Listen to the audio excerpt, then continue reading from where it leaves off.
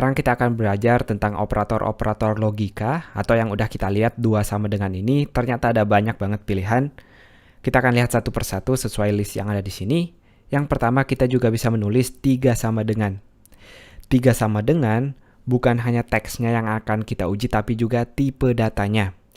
Jadi sekarang kalau dengan 2 sama dengan, kalau password 2 ini saya kasih angka 1, 2, 3, 4. Jadi ini bukan string tapi angka. Hasilnya akan tetap masuk meskipun dia berbeda tipe data. Nah, kalau teman-teman mau menguji tipe datanya, kita akan menggunakan 3 sama dengan. Jadi sekarang dia akan gagal. Kenapa? Karena bukan hanya nilainya, tapi tipe datanya juga diuji, yang satu string, yang satu tipe data angka. Makanya dia gagal. Itu tadi tentang 3 sama dengan. Kita juga bisa ngelakuin operator matematika biasa seperti lebih besar dari, lebih kecil dari, lebih besar sama dengan, atau lebih kecil sama dengan.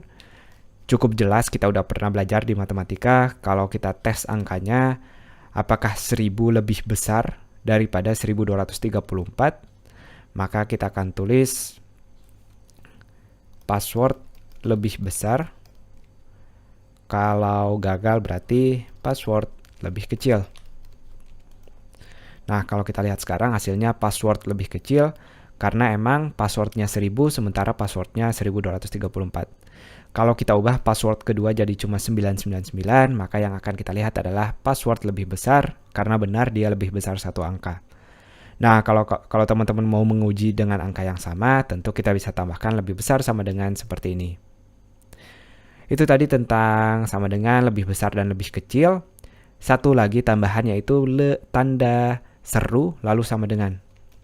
Nah, ini artinya negasi atau lawannya, yang artinya apakah tidak sama. Jadi kita akan menguji apakah password tidak sama dengan 2, maka yang akan kita tulis adalah benar, password tidak sama. Nah, kalau benar berarti salah, passwordnya sama, kita ejek W gitu. Nah, kita akan lihat sekarang, salah, passwordnya sama. Berarti kalau kita salahin sengaja, kita akan lihat benar passwordnya tidak sama. Jadi itu dia beberapa pilihan pada operator logika. Jadi kita lihat di sini if else ini sangat powerful, kita bisa nguji macam-macam. Yang jelas selama kondisi di dalam sini memenuhi, maka kita akan mengeksekusi blok kode yang di sini. Tapi yang ada di antara else tidak akan dieksekusi. Begitu juga sebaliknya, kalau pada if tidak memenuhi, maka yang akan dieksekusi adalah else. Yang di antara if ini tidak akan dieksekusi. Termasuk kalau teman-teman punya beberapa baris, jadi di dalam if else ini teman-teman boleh nulis lebih dari satu baris. Tidak ada batasan sama sekali. Itu dia, semoga jelas. Sampai jumpa di video berikutnya.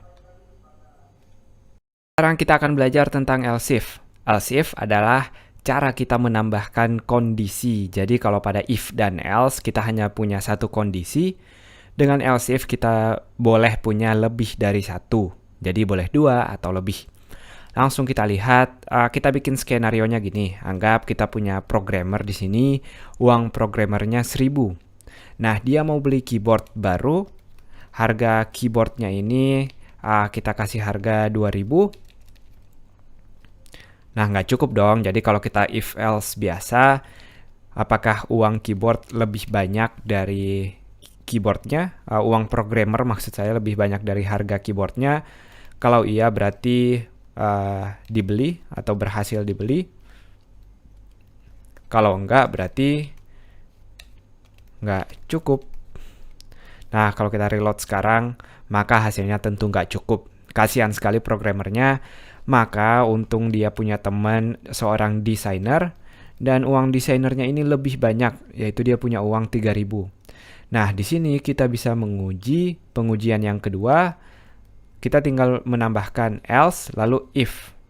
Nah, pada else if ini lagi-lagi seperti pada penulisan if, kita menambahkan lagi buka tutup kurung bulat, begitu juga dengan buka tutup kurung awal. Lalu kita isi lagi dengan syarat lain yang mau kita uji. Kali ini adalah uang desainer. Jadi karena mereka temenan dan akrab, maka desainer mau minjemin duitnya. Berarti karena uang desainer lebih banyak, maka kita bisa menulis dibeli sekarang. Jadi sekarang meskipun uang programmer nggak cukup, uang desainernya tetap cukup untuk beli keyboard barunya. Ini dia contoh simpelnya. Jadi dengan else if ini teman-teman boleh punya lebih dari satu syarat, boleh 2 atau 3 dan seterusnya. Kita akan mengenal istilah yang namanya nested if. Nested if artinya if bercabang atau if bersarang, di mana kita boleh menulis if di dalam if. Nah, jadi kalau teman-teman pernah nonton Inception, ada mimpi di dalam mimpi, pada kali ini kita punya if dalam if. Cukup freak, cukup aneh, tapi begitulah dunia programming. Jadi kita langsung lihat, sekarang kita mau uji. Ketika uang desainer ini lebih banyak, dia lebih banyaknya berapa? Jadi saya akan naikkan uangnya menjadi 4.000 di sini. Nah, kita boleh nentuin dong mau beli berapa keyboardnya tadi. Setelah else if ini, karena sekarang uangnya benar, bisa dibeli oleh desainer. Kalau kita lihat sekarang dibeli oleh desainer. Nah, kita boleh menguji lagi setelah itu, atau di dalam else if ini, apakah uang desainer sama dengan atau lebih besar sama dengan, jadi kalau sama dengan tetap benar hasilnya, apakah lebih besar sama dengan dari keyboard dikali 2. Nah, kalau dia benar, berarti kita boleh dibeli 2 kali oleh desainer. Jadi kita boleh beli berapa kali lipat dari keyboard selama harganya cukup. Nah, sekarang kalau kita reload, kita akan lihat teks kedua, yaitu dibeli 2 kali oleh desainer, karena uang desainer lebih besar daripada ketika keyboardnya kali 2, berarti kita boleh beli 2 keyboard. Nah, jadi teman-teman selain if, boleh else lagi, boleh ada else if lagi, dan seterusnya. Semakin kompleks logika yang mau kita mainkan, tentu kita akan butuh yang namanya nested if ini atau if bercabang. Nah, jadi kita bisa uji kalau sekarang keyboardnya udah naik harganya jadi 3.000, sekarang udah nggak boleh lagi dong kali 2. Makanya dia hanya masuk ke syarat ini, tapi syarat ini nggak lagi memenuhi. Itu dia tentang nested if atau if bercabang. Awal kita sindir tentang tipe data baru, yaitu tipe data boolean. Tapi kita lihat kita belum pakai sebenarnya di sini. Nah, di balik layar sebenarnya yang kita lakuin ini semua adalah antara true atau false. Jadi setiap kita menulis kondisi seperti ini, sebenarnya kita akan melihat apakah hasilnya true atau false. Kalau hasilnya true, kalau hasil dari ini true, maka dia akan masuk ke kode ini seperti yang udah kita pelajari. Tapi kalau salah atau false, maka dia akan masuk ke else. Nah, yang kita lihat di sini, apakah uang programmer lebih besar dari keyboard? Dia salah atau hasilnya false sebenarnya. Jadi tiap kali hasilnya false, dia akan keluar dari sini. Nah, jadi kita bisa uji simpelnya dengan memasukkan true di sini. Jadi kalau saya pakai true sekarang, dibeli programmer, maka kita akan melihat langsung tulisan dibeli programmer. Kenapa? Karena sekali lagi, pada if ini dia sebenarnya intinya cuma mau ngeliat apakah dia true atau false. Jadi sepanjang apapun kondisi yang kita tulis, dia intinya hanya melihat benar. Kalau benar berarti dia akan masuk, kalau enggak dia akan menguji syarat kedua, kalau enggak baru masuk ke else tadi. Nah, jadi kita juga bisa pakai variabel di sini. Misalnya kita akan langsung uji, ada variabel hasil misalnya. Si hasil kita kasih true. Nah, sekarang kita tinggal ganti di sini hasil, maka dia akan otomatis masuk ke bagian pertama, yaitu dibeli karena dia true. Begitu juga kalau kita punya variabel lain hasil 2 sama dengan false misalnya, maka dia akan melihat hasil kedua, dia otomatis false. Jadi dia akan otomatis lompatin hasil ini. Kalau kita bikin dia juga hasil 2 yang awal, berarti dia false, dia akan otomatis masuk ke else, yaitu bagian terakhir, yaitu nggak cukup. Nah, itu dia penggunaan boolean. Nanti di bagian-bagian lain kita akan melihat lagi contoh kasusnya biar lebih real. Tapi sekali lagi intinya sebenarnya hasil dari if dan else atau syarat-syarat lain sebenarnya true dan juga false. Nah, teman-teman, ternyata kita bisa menyambungkan 2 kondisi atau lebih dengan operator dan atau. Saya ngomong ataunya tadi teks atau, ini garis datar 2 kali ini artinya atau cara bacanya. Nah, jadi kalau pada dandan, cukup salah satunya aja, dua-dua kondisinya harus memenuhi. Jadi di sini kita baru punya satu kondisi, saya akan komentar bagian ini biar nggak rancu. Jadi kita akan bikin kondisi yang sama, yaitu apakah uang programmer lebih besar dari keyboard.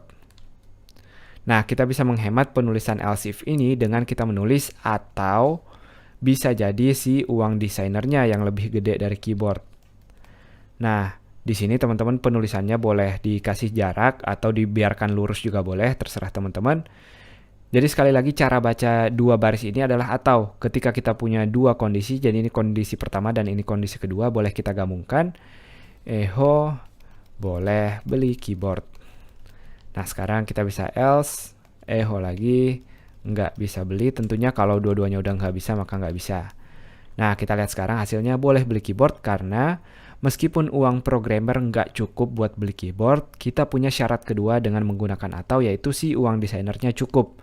Makanya kita masih tetap hasilnya true atau boleh beli keyboard di sini. Jadi ini sama kalau kita menulis di bagian sini adalah false yang pertama dan yang kedua true, maka otomatis hasilnya juga akan true. Jadi ini dia sifatnya untuk atau. Kita akan melihat bagian kedua yaitu dandan.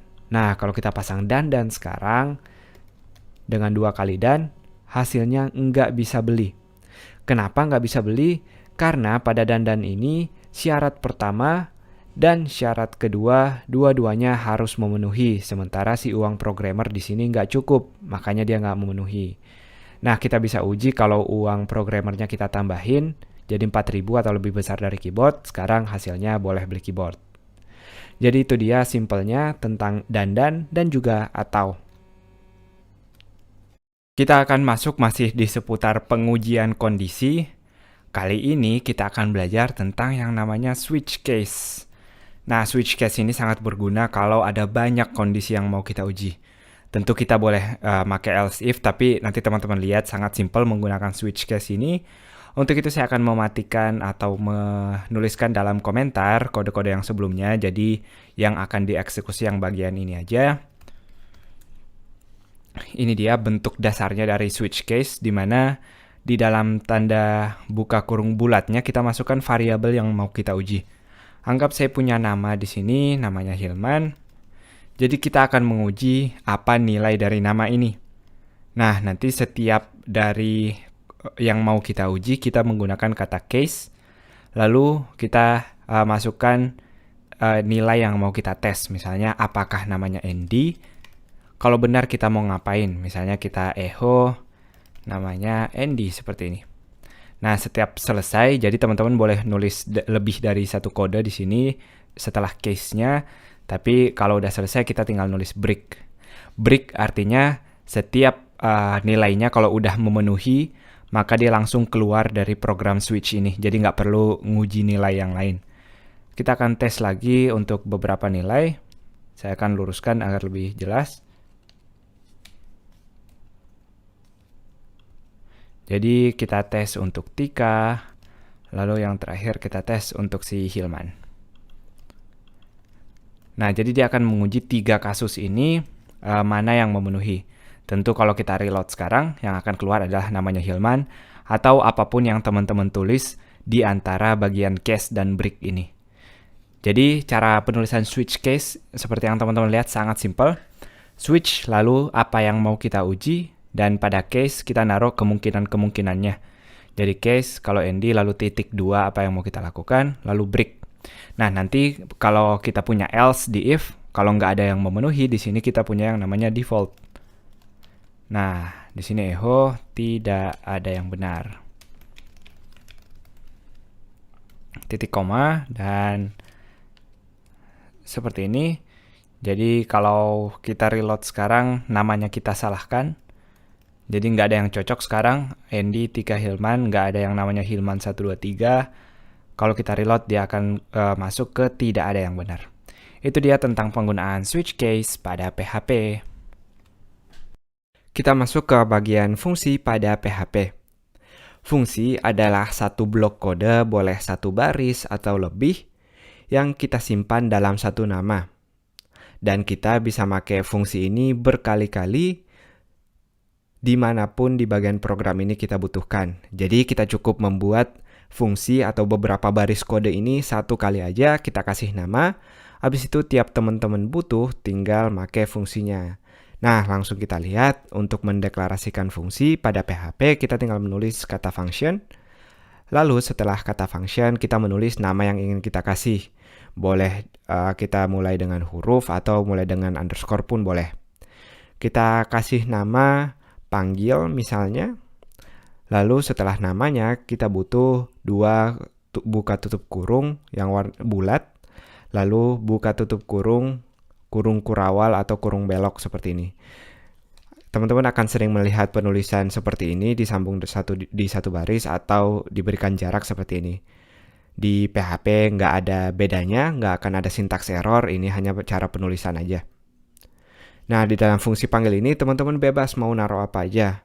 Misalnya kita mau ngelakuin echo seperti ini, kita boleh lebih dari satu baris, ingat bukan cuma satu baris. Kita nambahin lagi echo sekolah coding. Nah, sekarang kalau kita reload nggak akan terjadi apa-apa. Kenapa? Karena kita baru mendeklarasikan fungsi di sini. Tapi kita belum menggunakan fungsinya. Untuk menggunakan fungsinya sendiri, kita butuh menulis nama fungsinya diikuti dengan buka tutup kurung bulat seperti ini. Nah, dengan cara ini berarti kita manggil fungsinya sekarang. Kalau kita reload, kita akan lihat teks yang kita inginkan. Nah, sekali lagi nggak terbatas teman-teman mau pakai fungsi ini berapa kali. Jadi kalau saya naruh panggil 3 kali, dia akan dieksekusi juga 3 kali. Nah, kalau teman-teman mau jarak misalnya, kita tinggal tulis function di sini, jarak. Lalu setelah jarak, kita kasih echo BR, karena kita mau break. Nah, berarti kalau teman-teman mau jarak, di setiap setelah tulisan sekolah coding ini, kita tinggal nulis jarak di sini. Jarak kayak gini. Begitu juga dengan di bagian kedua. Nah, sekarang kalau kita reload, kita akan lihat jarak di setiap bagiannya. Nah, jadi ini dia penggunaan simple dari function. Ada masih banyak lagi tentang fungsi yang bisa kita explore. Tapi sekali lagi, inti dari function kita menulis satu baris kode atau beberapa baris kode di dalam satu nama yang melakukan fungsi-fungsi atau kegunaan tertentu, dan kita bisa pakai fungsi ini dari mana aja. Yang penting jangan lupa harus dipanggil nama fungsinya, bukan cuma dideklarasiin aja atau bukan hanya dibuat. Itu dia, semoga jelas. Sampai jumpa di video berikutnya. Masih seputar fungsi, kali ini kita akan belajar tentang parameter. Parameter adalah variabel yang ingin kita buat saat memanggil fungsi agar kita bisa mengoper nilai ketika memanggil fungsinya itu. Saya akan sering bilang memanggil, jadi saya ganti dulu teks panggil ini biar nggak rancu ketika saya bilang memanggil, maksudnya pas manggilnya bukan nama fungsinya. Jadi saya ganti dulu semua yang panggil jadi print underscore text namanya sendiri bebas biar nggak rancu aja. Nah, sekarang tugasnya, anggap setiap manggil fungsi print text ini saya mau teksnya ini fleksibel atau bukan hanya sekolah coding aja. Nah, di sini kita butuh parameter. Jadi parameter akan kita tulis di antara buka tutup kurungnya. Kita akan kasih nama variabel di sini. Nama variabel bebas selama ikut aturannya. Saya akan kasih namanya $text. Nah, sekarang si $text ini akan menjadi yang kita echo. Jadi bukan lagi sekolah coding, tapi $text. Nah, sekarang dari mana nilai $textnya? Jadi ketika kita memanggil print underscore text, dia akan ngelihat, tunggu dulu, saya butuh parameter di sini, saya butuh nilai. Maka kita nggak boleh manggil kosong seperti ini aja. Kita harus ngasih nilai ketika manggil fungsinya. Saya akan tulis sekolah coding di sini. Nah, tapi kali ini biar lebih seru, saya akan bedain nilainya. Jadi bukan cuma sekolah coding, akan ada sekolah perawat, akan ada sekolah mengemudi seperti ini. Kalau kita reload sekarang, ketiga teksnya sekarang berbeda-beda, sangat menarik. Jadi teman-teman, kita udah lihat nih salah satu guna fungsi. Kita cukup nulis strukturnya sekali gini aja, tapi kita bisa bikin nilainya fleksibel. Nah, itu dia keuntungannya tadi. Nah, kita lihat nih sekarang. Tantangan berikutnya, kita nulis sekolah beberapa kali. Kita mau dia juga lebih gampang. Jadi akan saya hapus dulu bagian sekolahnya. Sifat dari parameter ketika kita udah masuk ke fungsinya, kita bebas mau ngapain aja seperti pada variabel biasa. Nah, jadi kalau kita mau ubah teksnya, kita tambahkan kata sekolah, lalu kita tambahkan dengan teksnya sendiri. Kita akan melihat hasil yang sama sekarang. Jadi kalau saya mau ganti dari sekolah jadi gedung, semuanya akan otomatis berubah menjadi gedung coding, gedung perawat, dan gedung mengemudi. Nah, jadi yang kita lakukan yang kita lakuin di sini kita hanya ngoper teks bagian kata kedua aja. Tapi di dalamnya sini kita mengambil teksnya, kita oper ke sini jadi coding, perawat, dan mengemudi, lalu kita tambahkan dengan gedung agar menjadi teks baru. Nah, setiap kita manggil akan di-echo seperti biasa. Nah, kita lihat lagi di sini betapa fleksibelnya si parameter ini, bisa kita ubah juga nilainya. Nah, sekarang teman-teman bukan hanya satu parameter, tapi boleh lebih dari satu. Caranya tinggal kita deklarasiin variabel berikutnya. Nah, kalau teman-teman butuh variabel berikutnya, tinggal kita tambah lagi seperti ini. Kita akan kasih jarak agar lebih mudah seperti ini. Jadi sekarang teks akan menjadi gedung, ditambah teksnya ditambah angkanya. Nah, gimana kalau kita mau ngoper dua parameter? Sangat jelas, tinggal kita pisahkan dengan koma. Saya akan masukkan angka-angka di sini. Kalau kita reload, angkanya ada di sana. Nah, itu dia tentang parameter. Jadi dengan parameter ini kita bisa bikin fungsinya jauh lebih fleksibel dengan mengubah-ubah nilainya setiap memanggil.